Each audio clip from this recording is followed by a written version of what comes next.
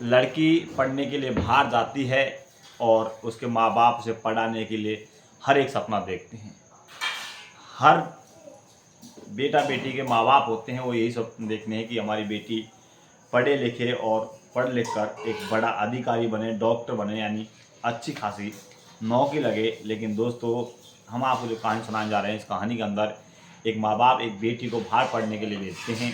लेकिन दोस्तों, उसके कुछ दिनों के बाद जैसे ही इसकी माँ से मिलने जाती है और दोस्तों इसके बाद वो एक होटल के अंदर रुकती है, वहाँ जाकर देखती है कि उसकी बेटी उस होटल के अंदर क्या कर रही होती है। हम आपको इस कहानी के अंदर सब कुछ बताने वाले हैं। तो दोस्तों, कहानी को पूरा देखें, एंड तक देखें। कहानी देखने के बाद, सुनने के बाद आपको बहुत कुछ सीख मिलने वाली है। तो दोस्तों, कहानी को पूरी देखें, नेक भी स्किप ना करें, और इस कहानी को सुनने के बाद बहुत कुछ आपको मिलने वाला है। तो दोस्तों, कहानी शुरू करने से पहले आपसे छोटी सी रिक्वेस्ट है कि अगर आप हमारे चैनल में नए हो तो प्लीज़ हमारे चैनल शेयर करें, सब्सक्राइब करें और बेल आइकन दबाएं। नमस्कार दोस्तों, मैं धर्मवीर आपको आज जो सच्ची घटना सुनाने जा रहा हूँ वो सच्ची घटना है राजस्थान के एक शहर है कोटा शहर की। राजस्थान के कोटा शहर से कुछ ही दूर, यानी 30-35 किलोमीटर दूर एक गांव लगता है। उस गांव में एक छोटा सा परिवार होता है दोस्तों। उसमें 3-4 लोग रहते हैं, लेकिन उनकी एक बेटी होती है जिसका नाम युक्ति होता है। युक्ति कक्षा 12वीं पढ़ाई पूरी कर लेती है। उसके बाद हर किसी माँ बाप का सपना होता है कि मेरी बेटी पढ़े लिखे, अच्छी नौकरी लगे, डॉक्टर बने या कोई और बढ़िया नौकरी करे। दोस्तों, ये हर किसी का सपना होता है, और वही सपना लिए हुए युक्ति के माँ बाप भी बैठे हुए थे। और दोस्तों, अपनी बेटी को पढ़ाने के लिए मेहनत मजदूरी करके, पैसे कमा के उसे बहुत ज़्यादा पढ़ाना लिखाना चाहते थे, और उसे पढ़ाने लिखाने के लिए बाहर यानी कोटा शहर भेज देते। युक्ति कोटा शहर चली जाती है। वहाँ से एक हॉस्टल में शिफ्ट कराया जाता है, हॉस्टल में रखा जाता है। उसे रखने के बाद दोस्तों, वहाँ पढ़ना लिखाने के लिए उसे छोड़ दिया जाता है। लेकिन जैसे ही युक्ति वहाँ रहती है, 2-3 दिन के बाद अपने माँ बाप को फ़ोन करती है, उन्हें बहुत ज़्यादा मिस करती है। कहती है कि मम्मी पापा मुझे बहुत याद आती है। और दोस्तों, इसी प्रकार कुछ दिन और बीत जाते हैं, फिर से फ़ोन आता है कि मम्मी पापा आप तुम मिलने कब आ रहे हो। दोस्तों, इसके बाद उसके माँ बाप कह रहे हैं कि बेटा, तुम्हारा कुछ दिन के बाद तुम्हारा जन्मदिन है, तो हम आपको उसी जन्मदिन पर आने वाले हैं, वहीं पर बढ़िया सा सरप्राइज या गिफ्ट देने वाले हैं। दोस्तों, अब धीरे धीरे समय बीतता चला जाता है, और अब युक्ति का जन्मदिन से महज 3 दिन बचते हैं। 3 दिन बचते हैं तो उसका जो युक्ति का जो पिता होता है, जो अपनी माँ, उसकी पत्नी को फ़ोन करता है, युक्ति की माँ को फ़ोन करता है कि तुम ऐसा करना कि मुझे तो टाइम नहीं है, लेकिन तुम ऐसा करना, युक्ति के जन्मदिन पर एक सरप्राइज देकर आना, और तुम चली जाना अगर तुम्हें टाइम हो तो। दोस्तों, इसके बाद युक्ति की जो माँ होती है वो पहुंच जाती है, लेकिन उनको ये मालूम नहीं होता है कि उसका जन्मदिन कितने दिनों बाद है। युक्ति की माँ जैसे ही वहाँ पहुँचती है, उसे पता चलता है कि उसकी बेटी का जन्मदिन को अभी 3 दिन बाकी है। दोस्तों, शाम का समय होता है।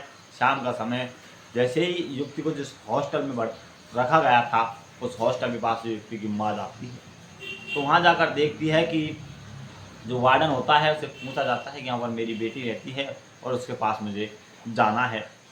लेकिन दोस्तों, जो वार्डन कहता है कि आप अंदर नहीं जा सकती, अगर आपको आपकी बेटी से मिलना है तो कल दिन में आना होगा। दोस्तों, इसके बाद अब जो उसकी युक्ति की जो माँ होती है वापस वहाँ से चली आती है, और उस हॉस्टल की से थोड़ी दूर एक होटल होता है, उस होटल में एक रूम बुक कराती है उसे रुकने के लिए। लेकिन दोस्तों, जैसे ही वो जो रजिस्टर होता है उसमें नाम पता लिखाया जाता है, एड्रेस लिखाया जाता है, उसमें जैसे इसके जो उसका नाम लिखा जा रहा था, उसके नाम के ऊपर एक नाम था, उसमें लिखा हुआ था युक्ति। लेकिन दोस्तों, पहले सोचती है कि ये युक्ति है कौन, और फिर उसके बाद वो अपना एक रूम लेती है, रूम में रहने लग जाती है। लेकिन रात भर सोचती रहती है। फिर एक बार वो सोचती है कि चलो एक युक्ति चली जाए, कितने युक्तियाँ हैं, तो हो सकती है कोई और हो। और दोस्तों, इसके बाद फिर वो सुबह हो जाते हैं। फिर अगले दिन जैसे ही वो रजिस्टर कराती है, तो फिर देखती है तो उसी के नाम के ऊपर एक और नाम होता है, वो फिर से युक्ति होता है। अब उसको थोड़ा डाउट होने लगता है, शक होने लगता है, फिर अपनी बेटी को फ़ोन करती है कि बेटा आप कहाँ हो। युक्ति कहती है कि माँ मैं अभी कमरे हॉस्टल में हूँ और पढ़ाई कर रही हूँ। दोस्तों वो बिना डिस्टर्ब करे हुए अपना फ़ोन कट कर देती है और दोस्तों फिर वो अगले दिन जाती है, फिर देखती है कि उसके ऊपर वही नाम लिखा हुआ होता है। फिर अपनी बेटी को फ़ोन करती है तो कहती है कि बेटी कहाँ हो। तो युक्ति कहती है कि माँ मैं अभी हॉस्टल में हूँ, मेरा थोड़ा सिर दर्द है, मैं परेशान हूँ, अभी बात नहीं कर सकती। दोस्तों इसके बाद वो उसकी माँ उसे परेशान और तंग नहीं करना चाहती थी, फिर से फ़ोन काट देती है। लेकिन दोस्तों जैसे ही फ़ोन काटती है फिर ऐसे ही अगले दिन जैसे ही होटल के अंदर जाती है उसकी माँ, फिर देखती है तो जिस नाम उसके नाम के ऊपर जो नाम लिखा हुआ था युक्ति, वो अब सोचती है और उसे क्लियर करना चाहती थी कि ये युक्ति है कौन। और दोस्तों तुरंत जैसे ही वो नाम देखती है, नाम के बगल में रूम नंबर लगा होता है, रूम नंबर को देखती है और रूम नंबर को देखने के बाद वो उसकी माँ जैसे ही वो रूम होता है उस रूम के पास पहुंच जाती है।